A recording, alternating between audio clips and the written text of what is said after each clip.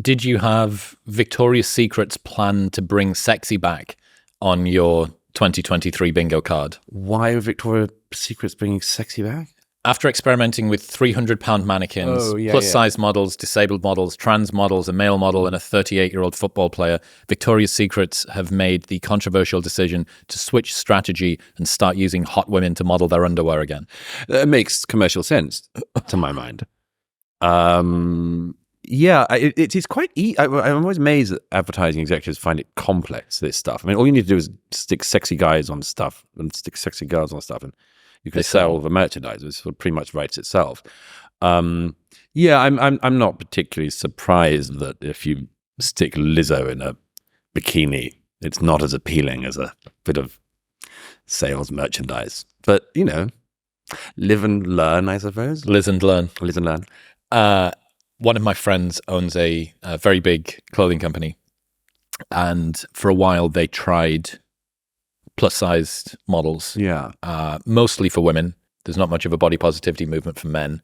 No, it's not like a beer gut movement. The skinny fat revolution. Yeah. And he said, we've split tested this into oblivion. Big girls don't sell clothes. Right. So when you see that, when you see a company, Ann Summers are making double plus-sized dildos or whatever,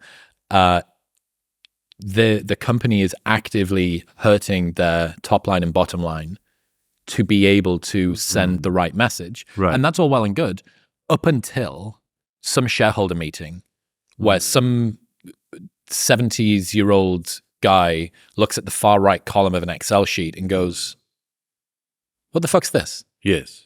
And they go, no, you don't understand. It's this really cool new movement.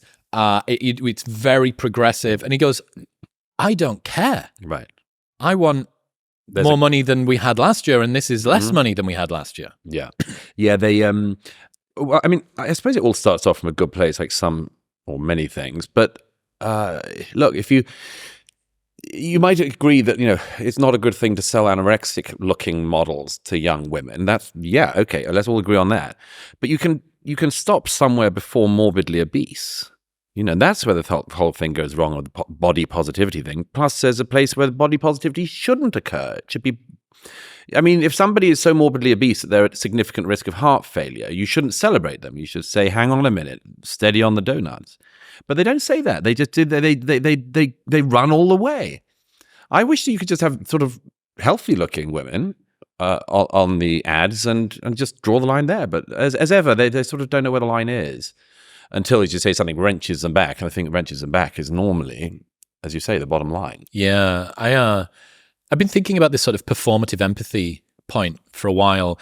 Got this idea, I need to meme it better, but I think something like short-term empathy or the shallow pond of empathy. I've been thinking about what is most popular in culture at the moment is something that optimizes for its immediacy to signal that you are a good guy or good girl. Right.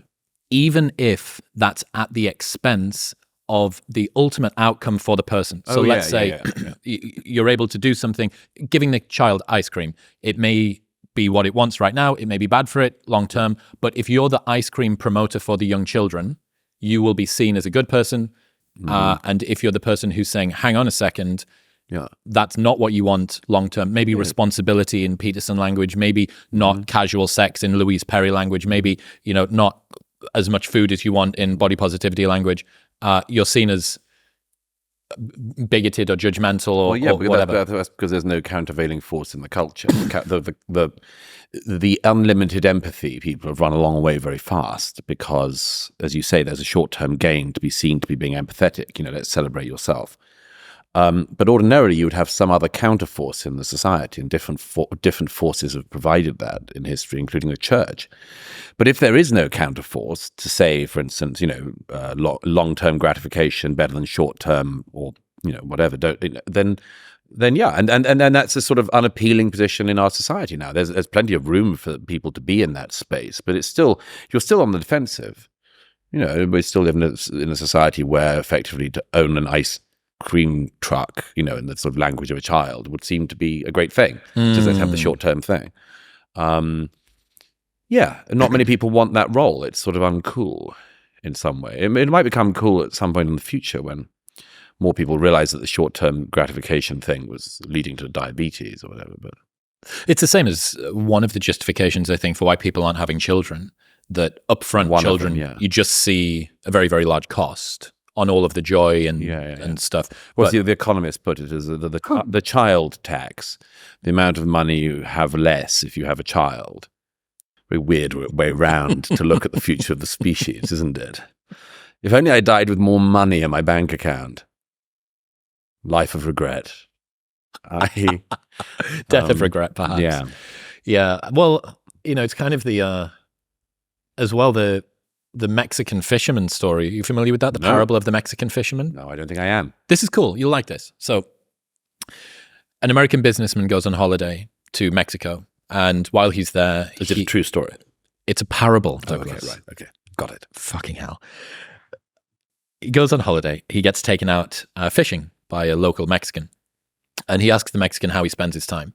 The Mexican says, I fish a little on the morning, I catch enough for my family, we go back, we cook, we laugh around the fire, and I spend time with my children. And the American businessman goes, that's stupid. Here's a better idea. What you should do is actually spend most of your day fishing, and then with the surplus fish, you could sell them at the market. And the Mexican fisherman says, and why would I do that? So, well, once you've got the additional money, you could start to employ some of your friends, and they could come out fishing with you too, and you could catch more fish, which you could sell at the market for more money. He said, why would I do that? He says, well, once you've done that, you would be able to incorporate in America, and you would maybe be able to start a canning factory so that you could own the entire production process, and you could then sell the company for a lot of money. He said, and why would I do that? He said, because once you've done that, you'd be able to fish a little on a morning and then go back and spend time with your children around the fire. Very good.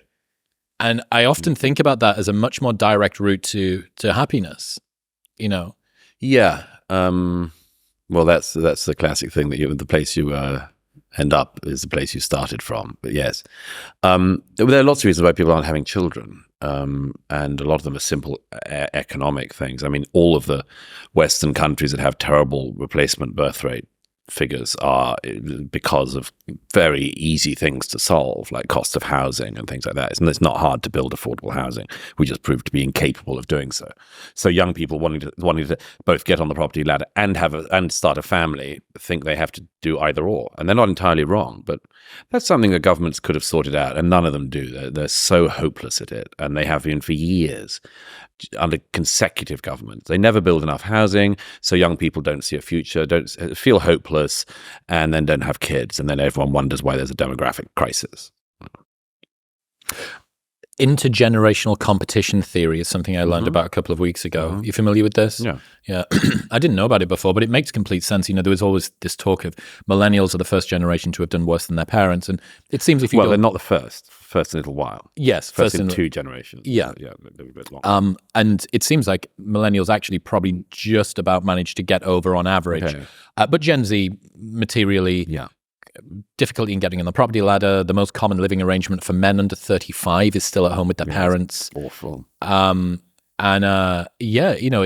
It bakes in this sort of intergenerational competitiveness and a dissatisfaction when you look at where your parents were, and this felt sense that your parents got advantages that you never did. Which is usually not true. I mean, they didn't suffer inflation at the same rates, but they suffered very high taxation in the post-war period. We haven't had taxation at the levels it was at in the 1960s and 70s, for instance, in the UK.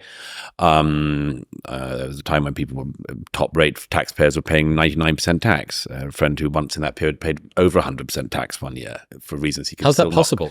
It'll be back tax and that sort of thing. So, I mean, there's a tendency, particularly among millennials and after, to think that their parents had it very easy. And my experience of people from that generation, the boomer generation, it didn't feel easy at the time.